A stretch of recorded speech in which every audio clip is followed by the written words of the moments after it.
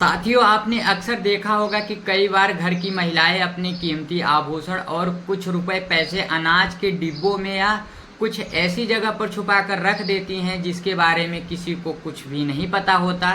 और बिल्कुल इसी तरह से मुंबई की गोरेगांव ईस्ट की रहने वाली एक महिला ने अपने कीमती जेवरात ऐसी जगह छुपा के रखे जिसके बारे में उनके परिवार वालों को भी कुछ पता नहीं था।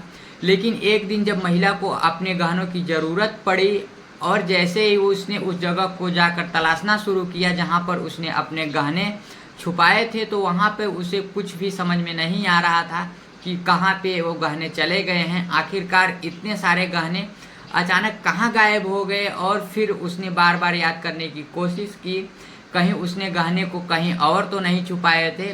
लेकिन फिर पूरे घर की तलाशी लेने के बाद उसे यकीन हो गया कि उसके गहने चोरी हो चुके हैं। और फिर उसे अपने पति पर शक गया और उसे लगा कि कहीं उसके पति ने उसके गहने बेचकर पैसे खर्च तो नहीं कर दिए हैं। लेकिन जब उसने अपने पति को इस बारे में पूछा तो उसने कहा कि मुझे इसके बारे में कुछ भी पता नहीं है, तुमने कहाँ गहने छुपाए थे, मैं इसके बारे में भी कुछ नहीं जानता। बार बार पूछने के बाद भी पति यही कहता रहा कि वह गहने के बारे में कुछ भी नहीं जानता है। और आखिरकार जब गहने नहीं मिले तब महिला अपने पति के दिन दोषी पुलिस थाने में इसकी रिपोर्ट दर्ज करवाई। और इस पूरे मामले में पुलिस ने कड़ी बारीकी से यहाँ पे जांच की, जिसके बाद इस घटना की असली सच सामने आया तो पुलिस वाले भी हैरान रह गए। आखिरकार कोई भी इतनी खतरनाक प्लानिंग कैसे कर सकता है। तो साथियों, ये पूरा मामला शुरू होता है मुंबई के गोरेगांव ईस्ट से, जहाँ के रहने वाले रमेश हल्दी बीएमसी के वाटर डिपार्टमेंट में काम करने थे। और एक दिन जब अपने घर पे पहुंचे तो उनकी पत्नी उर्मिला ने सीधा उन पर इल्ज़ाम लगाना शुरू कर दिया कि तुमने मेरे गहने चुराए हैं और पैसे खर्च कर दिए हैं। लेकिन रमेश ने कहा कि मैंने ऐसा कुछ भी नहीं किया है और मुझे पता ही नहीं है कि तुमने गहने कहाँ छुपाए थे। जिसके बाद महिला ने 28 अगस्त 2025 को दिन दोषी पुलिस थाने में एफआईआर दर्ज करवाई।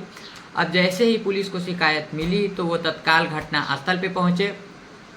लेकिन वहां पहुंचने के बाद उन्हें बड़ा अजीब लगा, क्योंकि जब कभी भी किसी के घर पे चोरी होती है तो चोर या फिर दरवाज़ा तोड़कर आते हैं या फिर खिड़की काट के आते हैं। लेकिन वहां पे तो ऐसा कुछ भी नहीं था, ना ही दरवाज़ा की कुंडी टूटी और ना ही घर का कोई ऐसा कोना था जहां से चोर अंदर आ सके। इसके अलावा जहां पे गहने रखे थे वहां के कपबोर्ड का भी लॉक नहीं टूटा था। और यह ऐसा मामला था जो पुलिस के पल्ले ही नहीं पड़ रहा था और उन्हें समझ में नहीं आ रहा था कि आखिर चोर आए तो आए कहाँ से। अच्छी तरह से घर का कोना कोना जांचने के बाद जब उन्हें कुछ समझ में नहीं मिला तब पुलिस को शक हुआ कि इस पूरी घटना के पीछे घर का ही कोई सदस्य मिला हुआ है। जिसके बाद पुलिस ने रमेश से पूछताछ की, लेकिन उसे इसके बारे में कुछ नहीं पता था।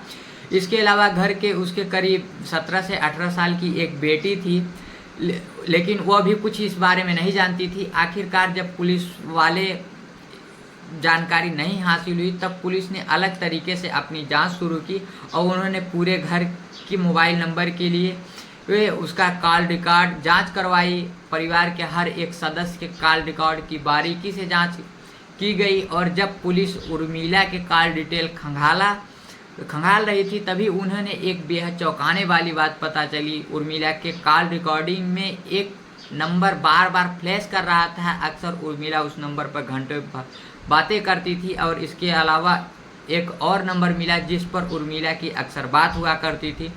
इन दोनों नंबरों को देखने के बाद पुलिस का शक बढ़ गया, जिसके बाद उन्होंने इन दोनों नंबरों की जाँच शुरू कर दी। पता चला कि इनमें से एक नंबर उर्मिला और रमेश की बेटी के प्रेमी का है, जिससे उर्मिला की अक्सर बात होती थी। अब जब पुलिस को जैसे ही इसके बारे में जानकारी मिली उन्होंने तत्काल उनकी बेटी के प्रेमी को हिरासत में लिया और उनसे पूछताछ शुरू की। शुरुआती पूछताछ में पुलिस को गोल मोल जवाब रहा था, लेकिन फिर पुलिस ने सख्त रवैया से अपनाया और तब उसने स्वीकार किया कि उर्मिला ने उसे कुछ गहने और अपने सुरक्षित स्थान पर रखने के लिए दिया है। जैसे ही पुलिस को इस बारे में पता चला तो उन्होंने सबसे पहले उर्मिला को हिरासत में लिया और उससे पूछताछ शुरू की। तो आखिरकार तुमने अपने ही घर में चोरी क्यों की और अपने गहनों को बेटी के बॉयफ्रेंड के पास क्यों रखा। लंबी पूछताछ के बाद उर्मिला ने एक बेहद चौंकाने वाली सच बताया।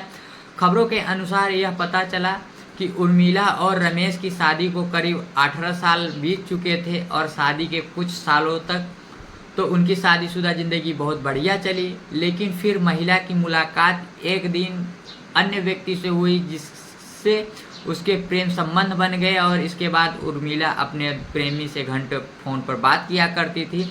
लेकिन फिर उसे अपने बेटी के प्रेमी के बारे में पता चला, जिसके बाद उर्मिला ने अपने बेटी के प्रेमी से भी बात करना शुरू कर दिया और खबरों में कहा जा रहा है कि महिला का संबंध उसके साथ भी शुरू हो चुका था। लेकिन सबसे बड़ा सवाल यह था कि आखिरकार महिला ने अपने ही घर में चोरी क्यों की थी, तो इसके पीछे वजह क्या थी। तब पूछताछ के दौरान पता चला है कि महिला अपने प्रेमी के साथ भागने की फिराक में थी और इसीलिए उसने अपने घर में चोरी की थी। फिर कुछ गहनों को बेचकर उसने 1 लाख रुपए अपने प्रेमी के अकाउंट में भी ट्रांसफ़र कर दिए थे और वहीं थोड़े बहुत गहने जो बचे थे उन गहनों को उसने अपने बेटी के प्रेमी के पास सुरक्षित रखवा दिए थे। इस खुलासे के बाद पुलिस ने महिला को उनकी बेटी के बॉयफ्रेंड को गिरफ्तार करके न्यायिक हिरासत में भेज दिया है।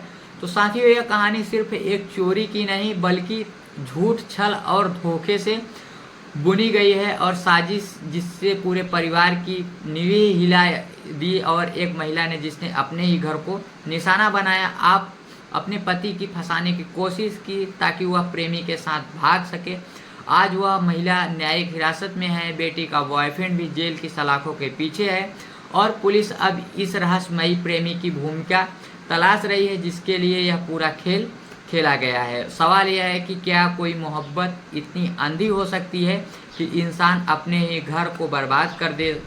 और आप इस बारे में क्या सोचते हैं हमें कमेंट सेक्शन में ज़रूर बताइएगा और नई खबरों के लिए चैनल को सब्सक्राइब कर लीजिएगा। साथियों, इस घटनाक्रम को सुनाने का उद्देश्य किसी को भावनाओं को ठेस पहुंचाना, आहिर करना नहीं है बल्कि आपको सचेत और जागरूक करना है। आप लोग जहां भी रहो सतर्क रहो, सुरक्षित रहो। आए दिनों समाज में ऐसी ही घटनाएं ज़्यादा बढ़ रही है, तो आप लोग अपना ख्याल रखो, अपनों का।